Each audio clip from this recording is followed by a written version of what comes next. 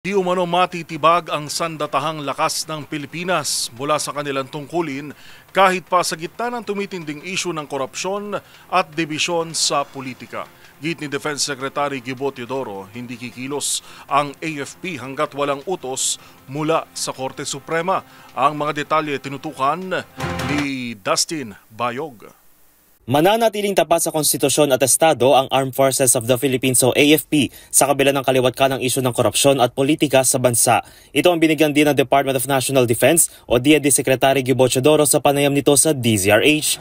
Ngunit sa ganang akin, ang Department of National Defense at ang sandatahang lakas ng Pilipinas ay maliwanag ang katungkulan, ang tungkulin. Ang tungkulin nito ay pangalagaan ang seguridad ng Estado sa lahat ng manunupil, foreign or domestic, ayon sa batas. Kasunod dito ng pag-amin ni Teodoro na humihina ang bansa dahil sa mga problema ng korupsyon at politika kung saan hustisya ang pangunahing panawagan ng mga Pilipino. Kinundo na rin ni Teodoro ang pagkikait umano ng marami sa armed forces na makialam sa mga isyu na walang legal na kautusan na ay lalo lamang mas magpapahina sa bansa.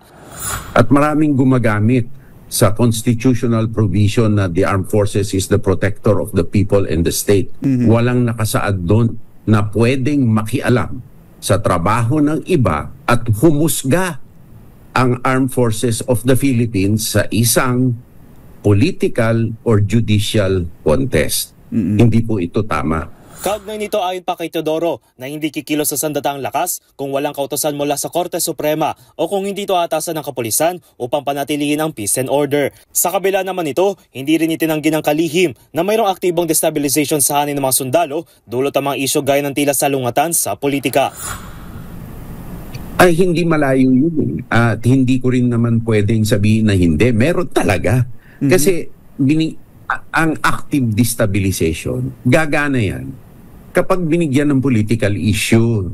Kumbaga sugat ito, binigyan mo na sugat ang mikrobyo, talagang sasakyan yung sugat, no? Hindi mo matatanggihan na meron. Pero gaano kaseryoso ito? Samantala ayon pa kay Teodoro ay higit pa sa mga nangyayaring isyu ngayon sa bansa ay mas nananatili pa ring problema ang pagresolba sa korupsyon at pagpapanagot sa mga taong nasa likod nito. Para sa MBC TV Network News, ito si Dustin Bayog ng DZRH TV. Una sa Pilipinas, una sa Pilipino.